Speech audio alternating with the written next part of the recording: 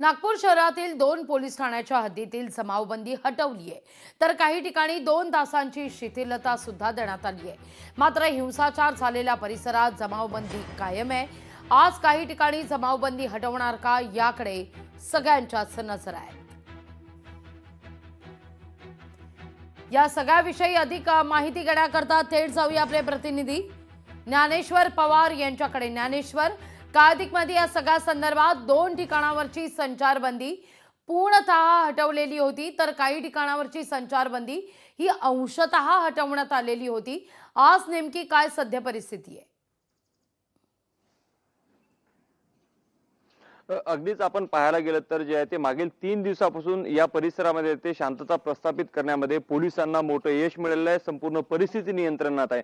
त्याच अनुषंगाने नागपूरचे पोलीस आयुक्त रवींद्र कुमार सिंगल यांनी काल 2 पोलीस ठाण्याच्या हद्दीतील जे आहे ते संचारबंदी पूर्णतः हटवलेली आहे। मात्र 6 जे पोलीस ठाण्याची हद्द आहे त्यामध्ये जे आहे ते काहीशी शिथिलता देण्यात आली आहे, ज्यामध्ये आहे ते दुपारी 2 ते 4 म्हणजे असे 2 तास जे आहे ते त्या ठिकाणी जे आहे ते शिथिलता करण्यात आलेली आहे। आणि उर्वरित ज्या ठिकाणी हिंसाचार झाला होता तो गणेशपेठ परिसर असेल, तहसील आणि कोतवाली या 3 पोलीस ठाण्याच्या हद्दीमध्ये जे आहे ते संचारबंदी अजूनही कायम ठेवण्यात आलेली आहे। मात्र कपिलनगर आणि नंदनवन या दोन्ही पोलीस ठाण्यातील संचारबंदी जी आहे ते पूर्णतः उठवण्यात आलेली आहे। आणि एकूणच जर पाहायला गेले तर आता पुन्हा जे आहे ते अशा पद्धतीचे घटनाक्रम कुठे घडू नये म्हणून सद्यस्थितीमध्ये पोलिसांचा मोठा बंदोबस्त जे आहे ते या परिसरामध्ये लावण्यात आलेला आहे। विशेषतः म्हणजे जे काही धार्मिक स्थळ असतील, धार्मिक स्थळांसमोर जे आहे ते मोठा फौजफाटा जो आहे तो पोलिसांचा या ठिकाणी एकूणच दिसून येतोय। सध्याला रमजान महिना सुरू आहे आणि आज शुक्रवार असल्याने मुस्लिम बांधव जे आहे ते नमाज पठणासाठी बाहेर पडतात, त्यामुळे पुन्हा 2 गट समोरासमोर येऊन कुठलाही वाद जे आहे ते पेटू नये याची दक्षता, याची काळजी जाते एकूणच पोलिसांकडून जे आहे ते घेतली जात आहे।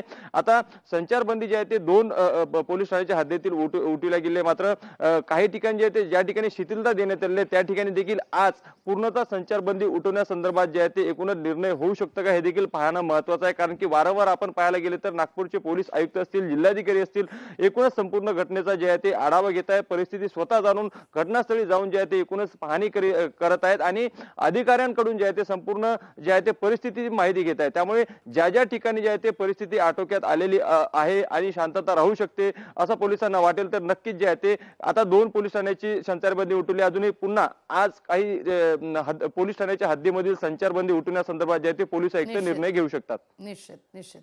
तुर्तास धन्यवाद ज्ञानेश्वर, तुम्ही दिलेल्या सविस्तर माहिती करता। लोकशाही मराठी ऐका, पहा, जागरूक रहा।